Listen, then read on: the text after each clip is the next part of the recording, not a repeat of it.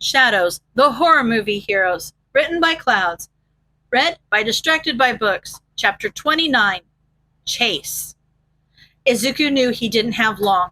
If he didn't find a car to hotwire within the next minute, the villains he was chasing would be long gone and he'd lose his chance to get the snitch tag. Izuku ran at full speed, skidding around the corner where, thankfully, he found a car. It wasn't anything special, just a standard red sedan, but right now it was exactly what he needed. Now, to hotwire the thing. He'd done it once before by this point, so he was able to do it slightly faster than when he'd picked up the bombs, since he halfway knew what he was doing now. But he was still panicking that he wouldn't be fast enough. Come on, Izuku muttered. Just work. He cheered when the car sprang to life. He couldn't afford to waste too much time celebrating, though. He could already hear the truck getting away. He jumped into the driver's seat and barely remembered to put on a seatbelt before pulling out. Recovery girl may be on call for the exercise, but he didn't want to have to use her. This might be an exercise, but the cars were still real, which was a problem considering that he'd never actually learned how to drive. He was way too young to be driving legally, but he was a quick learner. All the controls were pretty straightforward, and he'd watched a few videos on it before the exercise, so it hadn't taken him long to figure it out when he'd stolen the bombs on the first day. Back then, however, he'd had time. He didn't have to worry about keeping up with anyone, and he'd been able to drive as slowly and carefully as he wanted. Izuku no longer had that privilege. As soon as he turned the corner onto the main road, he saw the villain's truck in the distance. Izuku pushed the gas pedal down as far as it could go. He gripped the steering wheel tightly as the car quickly sped up to uncomfortable speeds, but he was catching up. He could tell the exact moment that the villains he was chasing noticed him because they immediately sped up and swerved onto a side road in an attempt to shake him off. Izuku's face hardened with determination, and he turned the corner after them as fast as he dared. He barely managed to keep the truck in sight as they led him farther and farther into the fake city. The issue was that this wasn't some video game. There were still people wandering the streets, and unlike the fake weapons they'd been provided, a car could do some real damage. So Izuku had to watch out for the villains he was following. He had to watch out for civilians as well, all while driving at top speeds when he really didn't know how to drive.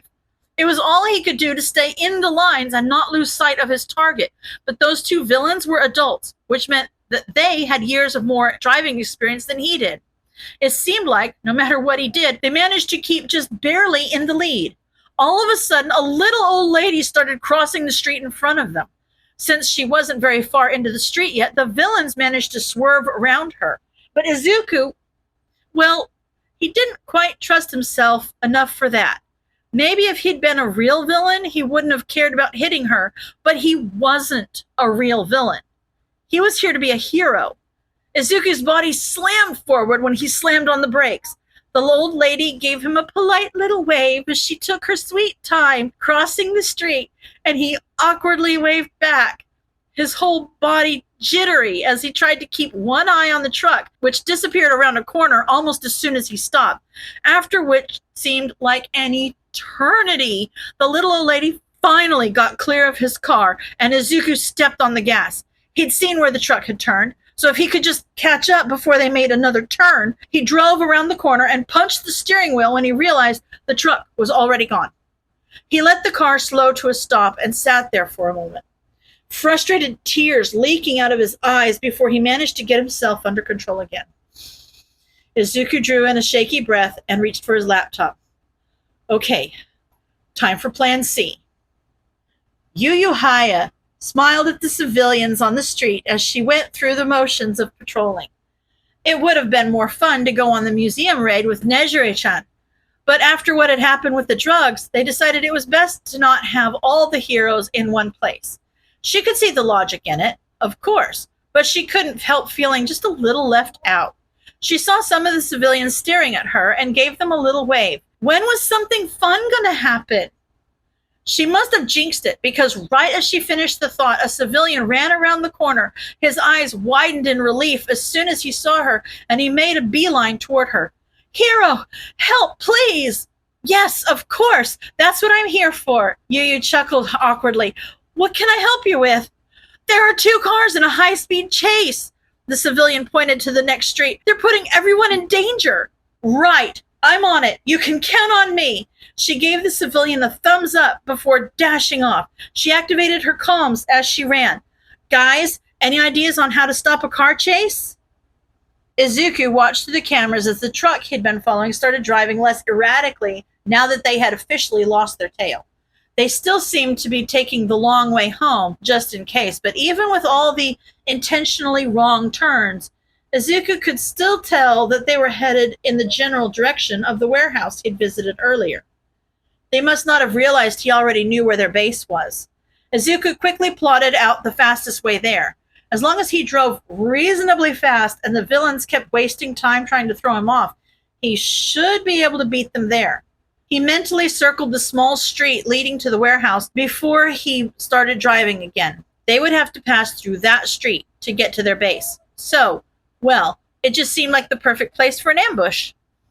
Well, at least the students seem to be learning, Mike said cheerily. They left some kids patrolling so that they'd be safe if the museum raid went south. Yes, Cementos nodded, and Haya called the other heroes so they won't have another missing hero case like they did with Hanzu. They're still falling for Shadow's logical ruses, Aizawa pointed out, at least for now.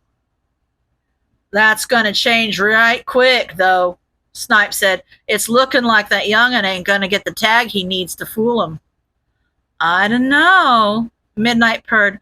So far, he seems quite resourceful. And responsible, even if he is driving without a license, Mike said. He didn't hit that old lady. Though, what would have happened if he didn't stop? That particular member of the Help Us company has an interesting quirk that makes her uniquely suited for this type of work, Nedzu explained. She can survive a life-threatening injury once per day, though it only affects her and cannot transfer to anyone else, and it still takes time and stamina for her to recover completely. That explains why she crossed the road, Aizawa groaned. It's likely she assumed that the car doing the chasing was some of our hero students and decided to test them. My thoughts exactly, Nedzu smiled, and young Midoriya passed that test with flying colors. When Izuku got to the street he'd picked out on the cameras, he'd parked his stolen car, blocking as much of the road as he could. Okay, so they're going to pass through here, and the car should force them to stop, or at least slow them down. Hopefully, that'll be enough to get them out of the car. I don't think the paintballs are strong enough to go through a closed window, so I'm going to need some way to break them. He looked around the street, but didn't find any rocks that he could use. There wouldn't be anything useful in the car, considering that these were basically just prop cars. That's why all the apartments were unfurnished. But he was running out of options, so Izuku decided to check anyway. He almost sobbed with relief when he opened the trunk and found a tire iron sitting right beside the spare tire under the floor. He wasn't sure if all the cars had them or if he'd just gotten lucky, but he didn't have any time to waste figuring that out. He tossed the tire iron between his hands a few times to get used to the weight before shoving it into a loop on one of his belts. That would have to do.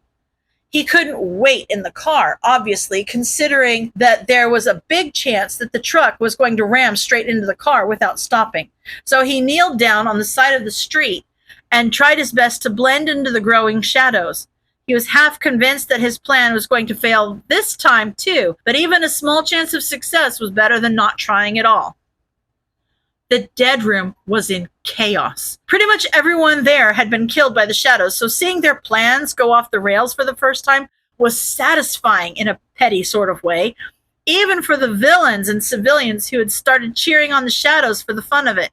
Elektra was part of that group, but mostly because Denki was still teaming up with them. Oddly enough, the real snitch, who'd been dead since the first day, was one of the ones cheering for Midoriya's plan to work. The dead hero students were rooting for Midoriya to fail, obviously. If the Green Shadow got his hands on the snitch tag, that would be the final nail in the coffin for the hero students. It had to be hard watching their classmates fall for all the lies, but as long as Midoriya didn't have the snitch tag, there was still a chance that the students would realize that they'd been duped. Right now, the game could go either way. So, Tameda leaned over the couch. Are you rooting for the shadows or the heroes? Electra gave a mischievous smile. Well, my kid is currently helping out the shadows, so... Right. He was one of the ones handling those mystery boxes. Tameda grinned. Hey, does anyone want to bet on what's in those boxes? Oh! Kami looked excited. Didn't they say there were party favors? Like that's not an obvious lie. Shindo rolled his eyes. And whose side are you on anyway? You're supposed to be cheering for our classmates. Kami stuck her tongue out at him. It's just for fun. Don't be like boring or whatever. What about you? Tameda called out to a burly-looking guy who had been sitting in the corner quietly. Have you got any ideas? I'm not going to bet this time. It wouldn't be fair. The guy grinned. I already know what's in the boxes. What? The room exploded into even more chaos. How? The man just kept smiling. I was the one guarding them.